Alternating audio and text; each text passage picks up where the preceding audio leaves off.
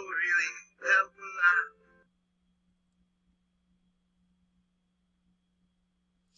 Hi, my name's Lizzie Bauer, and I'd like to begin by acknowledging that the land I worked on and learned from in Gunnison County is the ancestral homelands of the Ute Mountain Ute tribe, and I'm grateful to be sharing space here today. And now I'd like to introduce you to the Crested Butte region of Gunnison National Forest's North District. The Crested Butte area is widely regarded as an outdoor recreator's paradise, with plenty of opportunities for hiking, biking, fly fishing, and much more in the high alpine ecosystems of the West Elk Mountains of the Southern Rockies. Oh, you've heard of Crested Butte. Well, so has everyone else. Visitation to Gunnison County has more than doubled in the last decade, with the summer recreation season of 2020 seeing historic trends in visitation, with some recreation areas in Gunnison National Forest receiving more than a 250% increase in use from the year before. In 2017, Gunnison National Forest instated the decision to reduce the dispersed camping policy from allowing the establishment of campsites anywhere within 300 feet to just 30 feet of any numbered route. But by 2019, just 2 years later, it became obvious that further management would be necessary to preserve the natural quality of the landscape. Here you can see the progression of human impacts depicted in aerial imagery over Musicians Camp starting in 2015, to 2017, to the urban sprawl occurring in 2019. While impacts were accumulating rapidly on the landscape, the Forest Service had little capacity to address their growing ecological concerns. In the mid-1980s, Congress cut budgets to natural resource spending in half, and congressional appropriations to public lands agencies have never recovered. Meanwhile, an opposite trend can be seen in the growing popularity for America's public lands, as many parks in the United States have seen up to a 5-fold increase in visitation over the last few decades. While it could take Congress years to make a decision on local area land management concerns, there are a few tools available to public lands agencies wanting to take more immediate action on their landscapes. Empowered by a unanimous vote in support by the Gunnison County's Sustainable Tourism and Outdoor Recreation Committee, or STORE, the Forest Service began the process of transitioning dispersed camping areas to designated camping only in the Crested Butte region of the Gunnison Ranger District. Now alumnus Jennifer Fenwick was brought onto the project in the summer of 2019 to inventory all established camping footprints in the identified planning areas. In the summer and fall of 2020, Fenwick mapped all sustainable campsite footprints that would later be transitioned into the designated campsite plan for Gunnison National Forest's 2019 Crested Butte Area Designated Camping Decision.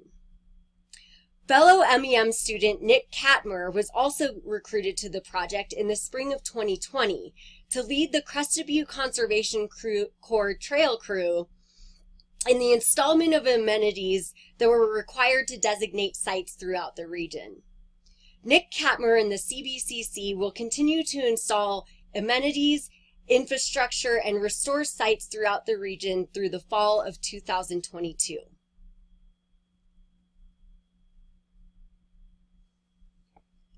STORE also unanimously voted to recommend the Forest Service explore the option of implementing a user pay recreation fee to support the ongoing maintenance and servicing of the newly installed infrastructure that would reduce visitor impacts in the region. Knowing that introducing a recreation fee would be controversial, Gunnison District Ranger Matt McCombs wanted to ensure the proposal was developed with community support by including STORE members in the decision-making process. Through the summer and fall of 2020, I facilitated a series of virtual meetings with STORE committee members to determine what elements would go into the fee proposal. Over the course of several months, the STORE subcommittee came to a consensus on several items, including the recommendation that the Forest Service use the Federal Lands Recreation Enhancement Act, or FLREA, which would keep more than 95% of revenues collected on site for local area projects and improvements, as well as provide public benefit through required amenities and services. The subcommittee also came to a consensus on a reasonable fee pricing schedule. It was recommended that the fee for overnight camping should be $10 per night per site for campsites outside of a reasonable walking distance from pit toilets, and $15 per night per site for campsites within walking access of a toilet facility. For day use areas, a fee of $5 per vehicle per day was agreed on, with a $20 annual vehicle pass. The subcommittee also strongly recommended that litter and human waste be considered the top management priorities in the North District of the Gunnison National Forest, and therefore trash collection and maintaining pit toilets were absolute necessities to be included in the fee proposal plan. In the winter of 2020 and 2021, I wrote the FLREA fee proposal for standard and expanded amenity sites. However, by mid-February of 2021, project partners received news that there was some dispute at the Rocky Mountain Region 2 office as to how FLREA was interpreted in the Gunnison National Forest proposal. Review of Gunnison National Forest FLREA fee proposals would be delayed until all of the amenities were installed at each recreational site, a project which could take the Forest Service 5 or 6 years to complete. In the interim, I'm continuing to assist Gunnison National Forest in researching and developing the potential for alternative management plans that will preserve the quality of these recreational hotspots. Together, we're exploring options for creating an innovative concessionaire partnership permit that would support the Forest Service stewardship goals through organizational partnerships.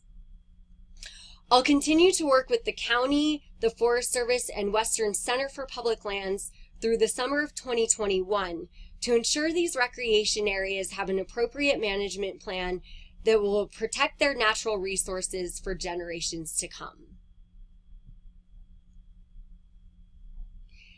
This project was developed through the continued support of several competent advisors and community supporters.